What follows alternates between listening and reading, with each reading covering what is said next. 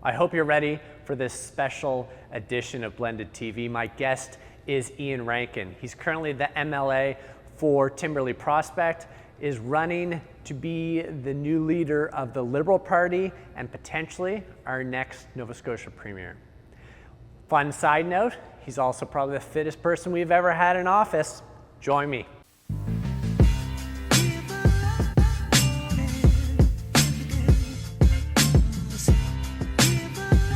Welcome to Blended TV. I've got a special guest with me tonight. Iain Rankin is joining me, and we're gonna jump 2 feet into this. Ashley, I gotta know, if we dial back to your story, was this a dream of yours? Like, did you want to run for Premier?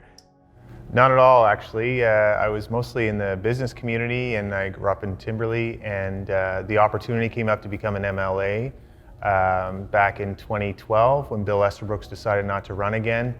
And I just wanted to serve my community where I grew up and make a difference in the lives of people. And this is obviously a much bigger scale. And I just really want to serve the province. I love it. So growing up, what did you want to do? Well, I was heavily involved in sports. I think I changed my mind quite a bit, whether I wanted to be in the NHL or the major leagues or the NBA, like most kids.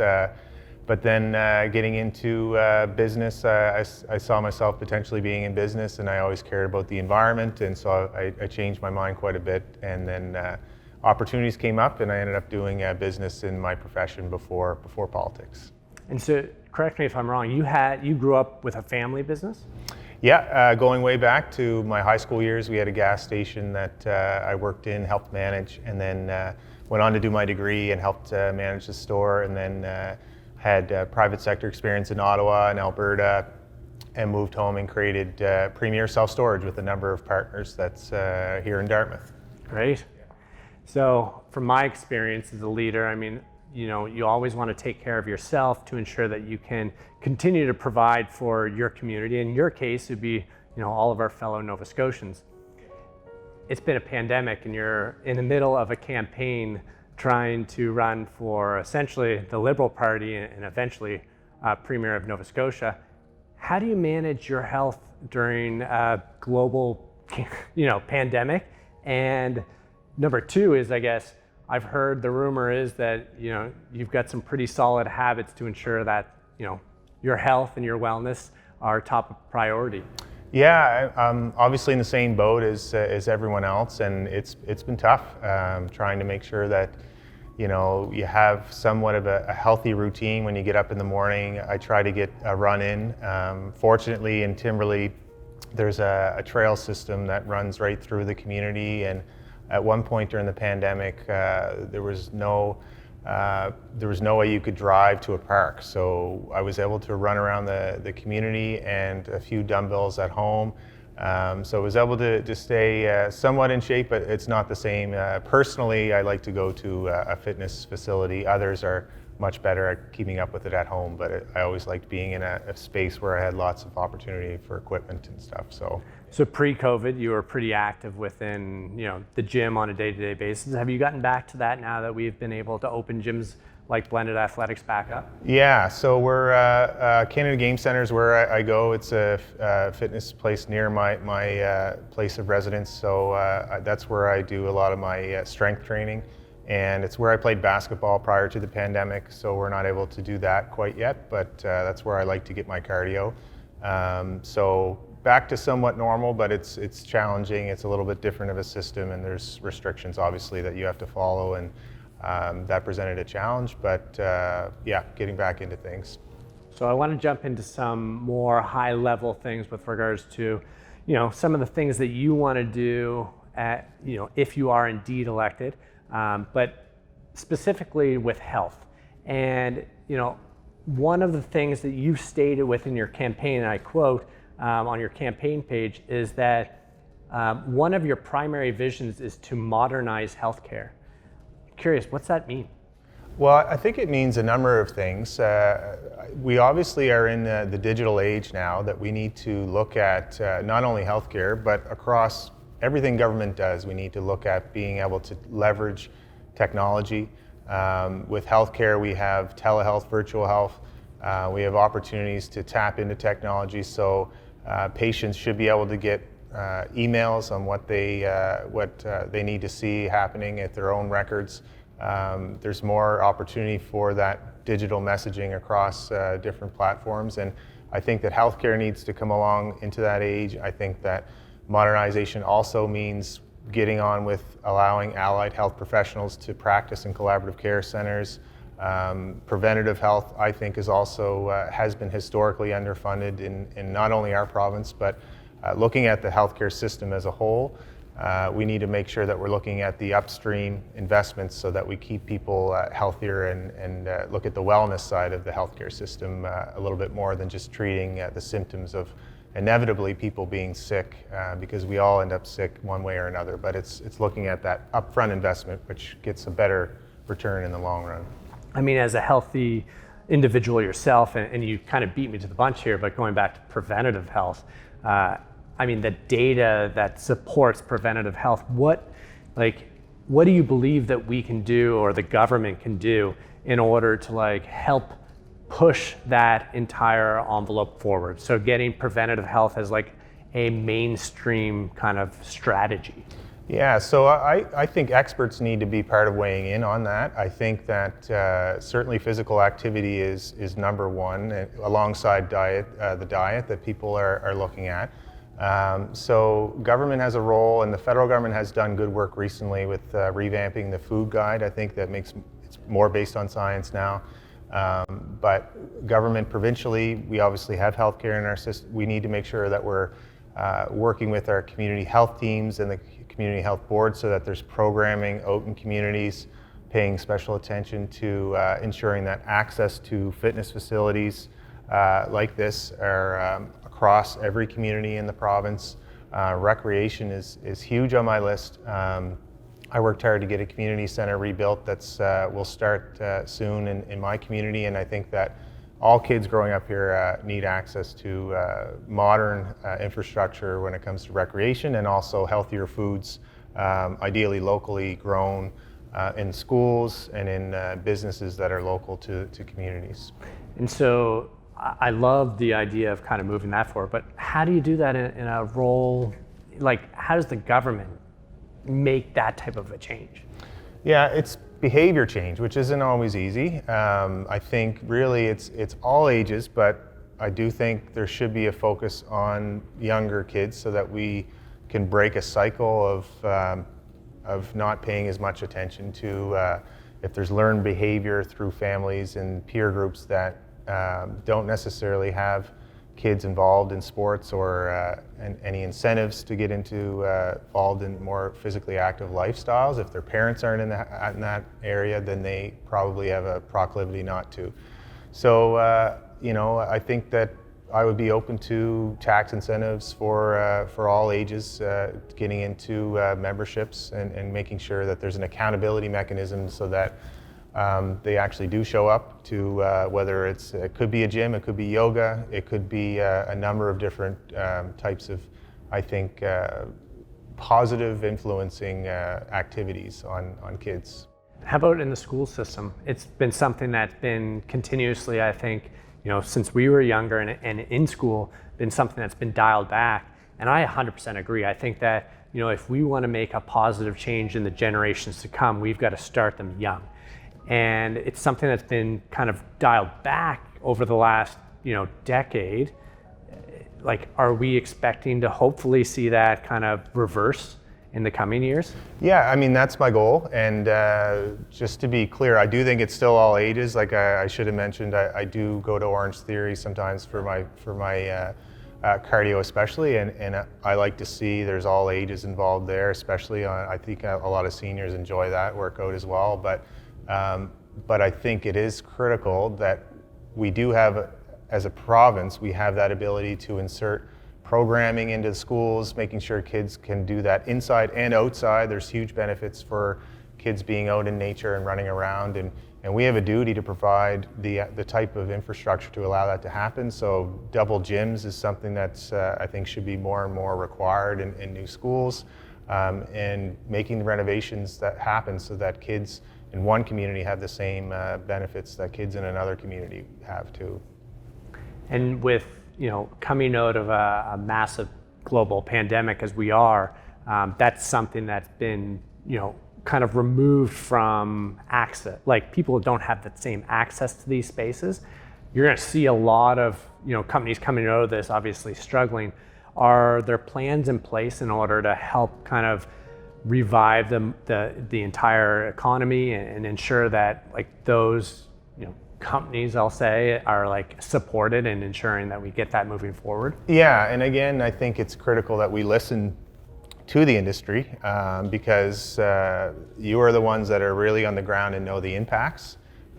Any service-oriented business, and that includes retail and restaurants, have had tremendous impacts because they're dealing so closely with people, and gyms, obviously, with the increased threshold of the distance being away from one another. Just like this. Yeah, so that severely decreased your ability to have a certain percentage of people, and that, I know, that cuts into your bottom line, and staffing costs go up because of that too, and more cleaning, and so government has a role to play to make sure that we are able to support businesses, and working with other levels of government to see how we can best support that, because it's so important for our society. It's important for mental health. When I hear about the impacts of the pandemic, I think about mental health and addictions too on the rise right now. And so we really should be working together to get people back into healthy lifestyles if they've slipped a little bit. So like, I do this for my own mental health. I get up in the morning, and I'm a different person if I don't get to the gym. So it's really good to keep that positive energy, I believe. I can't begin to preach how important I think it is for leaders within our province to be able to, like, look upon you and be able to lead by example and actually demonstrate the fact that that is so important, not just from a physical but from a mental perspective as well. One of the reasons that we opened Blended Athletics in the first place was we wanted to use fitness, we wanted to use our business to change the culture of Nova Scotia through fitness and wellness. And similar to yourself, I moved away from Nova Scotia for a number of years. Did you find that some of the strategies that you've kind of, or like the vision that you have for our province came from living on the West Coast and through Central Canada during kind of your development? Probably unintentionally. I think that it's good for people to be outside of the province to see what works. There's different, circumstances in all provinces. I mean, we do have inclement weather here that we can't control, but we also, we do have fairly mild winters where we can get out, skating and stuff, and making sure we're using what we have in front of us. And obviously in places where you have a national park that's protected, where I was fortunate to live in, it was quite easy to find a mountain to climb up and enjoy the wildlife that's throughout. But I think that I try to see the optimism, and in this pandemic we've seen huge increases of visits to parks. So we should be creating more parks, and I've committed to protecting more areas, creating more parks, so that we have more natural space for Nova Scotians to get out, and just going for walks for people that are mostly, if they have a sedentary lifestyle, going for a long walk every day, I think will pay huge dividends for them, both physically and mentally. So the private sector has a role, and I think the government has a very strong role as well. So to summarize some of the other areas that you're going to, that you envision changing outside of the health aspect of the industry, what other changes would you be looking to make as you kind of walk into a role in leading the Liberal Party as the Premier? Well, I think we have a strong foundation. We're one of 3 provinces that are on a strong fiscal path right now, according to the Canadian Parliamentary Budget Officer. So for me, it's where do we go next? We have some issues that involve health, and we need to make some investments in long-term care. But I do think that we need to look at a strong economic recovery, one that is socially inclusive and lower carbon. I make no apologies that I want to get off coal 10 years earlier than planned. I think that we need to get on with that, not only for better quality air, We actually will protect our power rates. Right now we export out 150 million a year to purchase coal outside of our country. We can create good jobs in the green economy here by bringing on more renewable energy, bringing our buildings to net zero. We can electrify our transportation system. All this makes smart business sense. It's going to be good for our environment. We'll have a healthier population here, and I want to do things like incentivize a healthy lifestyle. I want to have a good solid education that's focused on making sure that our kids are prepared for tomorrow and that future economy, and support every region in the province with that kind of vision. I have a ton of respect for the fact that some of the changes that you're looking at making and that you're using as your vision as you move into, potentially being the Premier of Nova Scotia, are all very long-term. I mean, when we look at preventative healthcare, and as well when we look at reusable energy, those aren't things that you're going to be able to change over the course of a year. So how do you get the population, the public, to buy into this vision and to accept the fact that some of the changes that you're looking at making aren't going to be things that they see coming right out of the gate? Yeah, I think you've really nailed it there, and the forward-looking vision is really important so that we leave a better society for next generations that are here today and some that aren't even here. But when we make those changes, there are immediate benefits. We talked about mental health. So when people start to live healthier lifestyles, when they eat better, when they engage in any kind of physical activity that they would be interested in, they become happier. And a happier society, I think, benefits our economy almost immediately. Hiding behind this immediate crisis of the pandemic is crises like the climate crisis and biodiversity loss. These are grave challenges that we need to take on as a society, and if we don't start tackling them now, this earth is going to be a very different place to live in for future generations. And people are interested in this across all age cohorts. When I talk to seniors, they're worried about their grandkids. When I talk to parents, it's the same thing. So when it comes to preventative health, to me, I think it's just about political courage. And again, this isn't something that I dreamed of doing. This is something that I believe is in the best interests of Nova Scotians. I believe in Nova Scotians, and I believe that they want to see these things happen too. That's fantastic. And talking about some different, like the generations to come, one thing that we've had placed, in the media's eye over the course of last year is our ability as a province to become more inclusive. And one of the very first episodes that we actually did here on Blended TV this year was with Melanie Clark, and it was on inclusivity in the workplace. She is also a part of the Black Wellness Group, which is striving to provide, fitness and health initiatives to that demographic. It's a huge, year to kind of walk into all the different things that you're managing politically. How are you going to face some of those changes? It's another key part of all of my platforms. There's an equity component in health and education and environment. Not all of our history is positive in this province. We have to come to grips with the disproportionate impacts that communities from African Nova Scotia communities to our Mi'kmaq communities have had. And when you look at the social determinants of health across the board, we need to do better. So I think that there needs to be some intentional policies put in place. I've come out with a number of them that are based on what I know that leaders in communities are already working on. We don't have all the answers, but community groups are working on these where it comes to educational outcomes, economic outcomes, housing, all these things. I think that we as a government and as citizens in Nova Scotia should reflect on how we can best support those communities that have been left behind, frankly, in decision-making in government at the highest levels, and that needs to change. So Iain, registration to vote happens coming up January. You have to register essentially before January 7th, and then voting goes from February 1st to 6th. What are some of the reasons that people today should be getting out to register and ultimately voting to have you lead the Liberal Party and become the Premier of Nova Scotia? Well, I think that this is an opportunity that doesn't come up that often. Typically, you have a general election, you vote directly for your MLA and not who the Premier will be necessarily. With the Premier retiring, I've served under him, and I think that we've really turned a corner in the way that our finances are managed. Our population is growing, we have strong economic growth. I want to see a province that succeeds economically, but making sure that that economics is more widely shared and that it's more sustainable in the long run.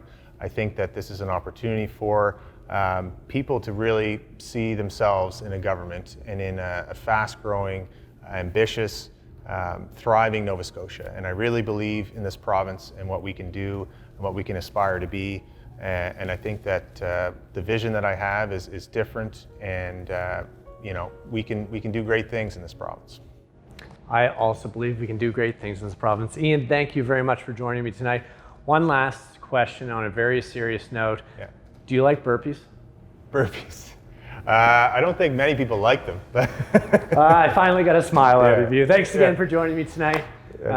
Everyone, make sure to get out and register before January 7th, and voting happens February 1st to 6th. Thank you for joining me tonight on Blended TV.